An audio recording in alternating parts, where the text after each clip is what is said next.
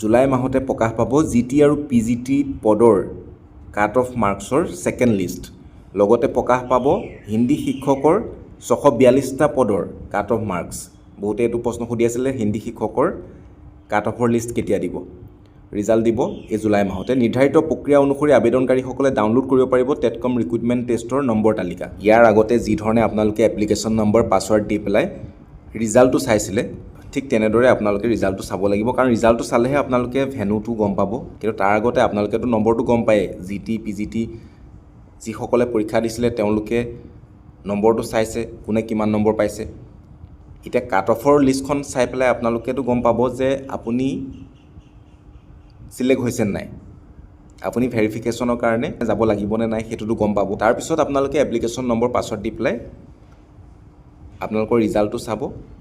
তাত আপোনালোকৰ venue date সেইখিনি লিখা থাকিব, ক'ত যাব লাগিব, ক'ত ডকুমেণ্ট ভেৰিফিকেশ্যন হ'ব, আৰু সেইমতে সেই নিৰ্দিষ্ট দিনত গৈ আপোনালোকে ডকুমেণ্টখিনি ভেৰিফাই কৰিব লাগিব। madhyamik.assam.gov.in এই অফিচিয়েল ৱেবছাইটটোৰ পৰাই আপোনালোকে জিটি পিজিটিৰ ৰিজাল্ট আৰু লগতে কাট অফৰ লিষ্ট ডাউনলোড কৰিব পাৰিব। আৰু কোৱা হৈছে নম্বৰ তালিকাতে সন্নিৱিষ্ট থাকিব নথি পৰীক্ষণৰ স্থান আৰু সময়। 30 জুলাইৰ পৰা আৰম্ভ হ'ব দ্বিতীয় পৰ্যায়ৰ নথি পৰীক্ষণ প্ৰক্ৰিয়া। গতিকে 30 জুলাই আগতে আপোনালোকৰ ৰিজাল্টটো দিব, কাট অফৰ লিষ্ট প্ৰকাশ পাব।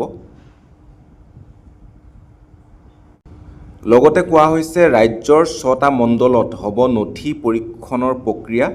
ডিব্ৰুগড়, যোৰহাট, নগাঁও, কাছাৰ, কামৰূপ মেট্ৰ' আৰু বঙাইগাঁও জিলাত হ'ব নথি পৰীক্ষণৰ প্ৰক্ৰিয়া। ডকুমেণ্ট ভেৰিফিকেশ্যনৰ কাৰণে 6টা স্থান নিৰ্ধাৰণ কৰা হৈছে। সেই 6টা স্থানতে আপোনালোকৰ কাৰ ক'ত পৰিছে সেইখিনি ৰিজাল্টটো চাই গম পাব, আৰু নিৰ্দিষ্ট দিনত ডকুমেণ্টসহ সেই স্থানত আপোনালোক উপস্থিত থাকিব লাগিব। এতিয়া আহিছোঁ কাট অফৰ কথালৈ। গ্ৰেজুৱেট টিচাৰৰ ক্ষেত্ৰত কাট অফ কিমান নামিব পাৰে?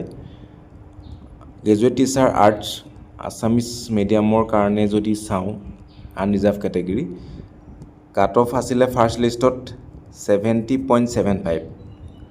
70+ যিসকল আছে আনৰিজাৰ্ভ আছামিছ মিডিয়াম, তেখেতসকলে আশা কৰিব পাৰে। ঠিক তেনেকৈ বাকী কেটেগৰীৰ কাৰণেও SC, STP, ST hills, OBC, MOBC যিটো নম্বৰ দেখা পাইছে সেই নম্বৰটোৰ অলপ পইণ্টত যদি কমি আছে তেতিয়াহ'লে আপোনালোকে আশা কৰিব পাৰিব। বহুত বেছি কমিব বুলিতো নাভাবিব। Graduate teacher arts, graduate teacher maths, graduate teacher Sanskrit, এই তিনিটাত 1 মানলৈকে কমি আহিব পাৰে। কিন্তু গ্ৰেজুৱেট টিচাৰ ছায়েন্সৰ ক্ষেত্ৰত বিশেষ আশা নকৰাই ভাল। গ্ৰেজুৱেট টিচাৰ ছায়েন্সৰ ক্ষেত্ৰত যিহেতু গ্ৰেজুৱেট টিচাৰ মেথামেটিক্সৰ কাৰণে এপ্লাই কৰা কিছু সংখ্যকক ছায়েন্সত ভৰাই দিয়া হৈছে, গতিকে গ্ৰেজুৱেট টিচাৰ ছায়েন্সৰ কাৰণে ইমান কাট অফ কমাৰ আশা নাই।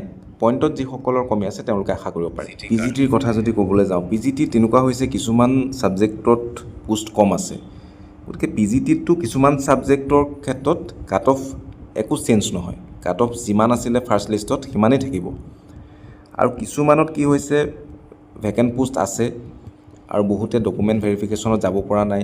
এইটো কাৰণে তেওঁলোকৰ BEd আছে যদিও BEd কমপ্লিট হোৱা নাছিলে, চাৰ্টিফিকেট তেওঁলোকে পোৱা নাই, মাৰ্কশ্বিট চাৰ্টিফিকেট পোৱা নাই, তেনেকুৱাও বহুত আছে।